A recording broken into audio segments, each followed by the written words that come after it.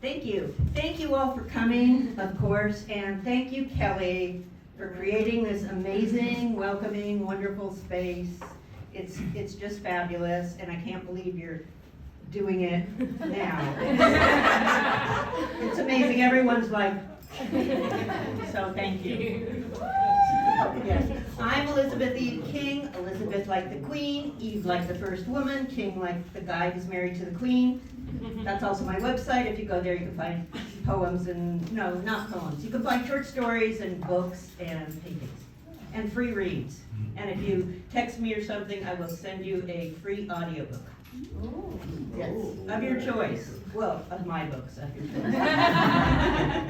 Not any. I want Hemingway. You can't have it.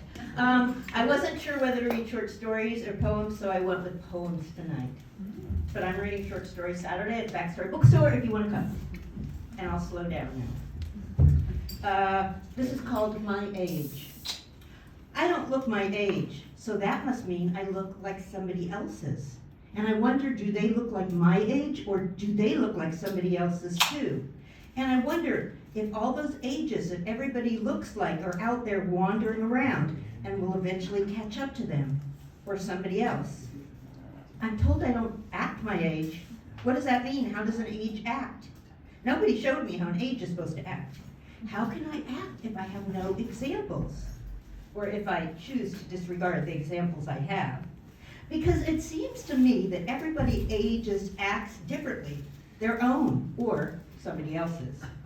And if I have their age, but they don't have anybody else's age, are they ageless? Am I?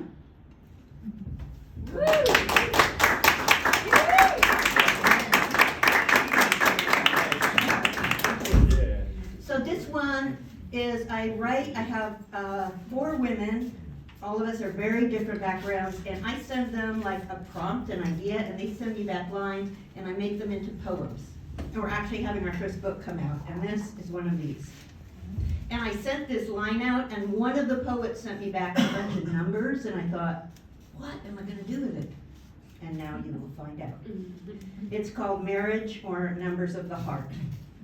1 + 1 = 2. In Spanish, wife is esposa, which can also mean handcuff. I didn't know that. 1 + 2 = 3. Esposo, husband, can be heard as esposo. It's a hole.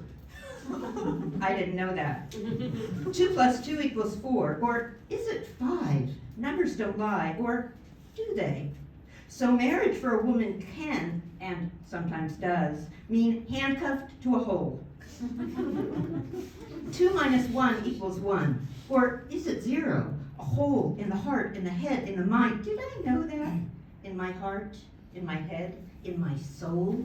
Coyotes mate for life, like aspens growing with roots intertwined, like 1 + 1 = 2.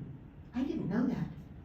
Love is love, not defined by numbers, not defined by possibilities or potential or species, not poisoned by promises or the paradox of happily ever after. Swans mate for life. I didn't know that. Like 1 + 1 = 2, like aspens growing with roots intertwined, not defined by numbers or biology, but by potentials and possibility. Beavers mate for life. I didn't know that. Building a lodge together, roots intertwined, 1 + 1 = 2, or maybe, sometimes, 1 + 1 = 1 = me. I am possibilities, potential. 1 - 1 = 0. Poisoned by expectations, promises, handcuffed to a hole. By the paradox of happily ever after, by the promise of what love, not defined by numbers, or commitment, or biology. And what about the diptych? That's the question, isn't it? What about the kangaroo, the elusive eel in Wombat 2? What about the porcupine, who seems inclined to be single by design? What about octopuses, who does it with tentacles? Do you think they might be the least bit sentimental? Poets do it lyrically, gurus do it spiritually. Academics do it with proper grammar. Photographers do it in black and white glamour, for those who like it a little bit rough. Policemen do it in steel handcuffs.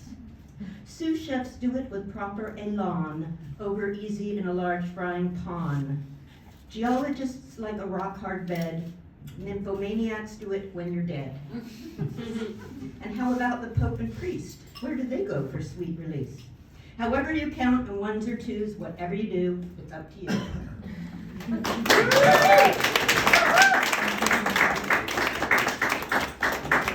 Thank you. That last bit wasn't part of the original, you could probably tell, but I like it. This is called Carnivores of the Spirit. We are all carnivores of the spirit, even the vegetarians. Hell, especially the vegetarians, but not the vegans. I jest. Even vegans have carnivorous imaginations, sucking colors from the sky to feed their soul, devouring concepts raw, not bothering to cook or savor anomalies, chasing down stray thoughts and slaughtering them without care. Yes, even vegans, especially vegans, are carnivores of the spirit, for we all do in dreams what we would not do in flesh. Take me, for example. I would not hurt a fly, although I grow Venus flytraps happily, enticing bugs to savor the end with a silent scream. I would not hurt a fly, yet I imagine carving the neighbor's infant limb from limb when I hear it screaming in the night or in the day. I don't like screaming. Even epiphytes, plants that don't even need soil, are carnivores of the spirit, thirstily sucking rainwater from the sky, holding it captive in their fronds. Yes, we are all carnivores, even in dreams, especially in dreams. All inclusive, expansive, embracing, grabbing every thought with teeth and claws and imagination, ripping each inspiration limb from limb, refusing to be quiet, digesting ideas, savoring imagery as it drips from hungry lips, staining the ground with creation.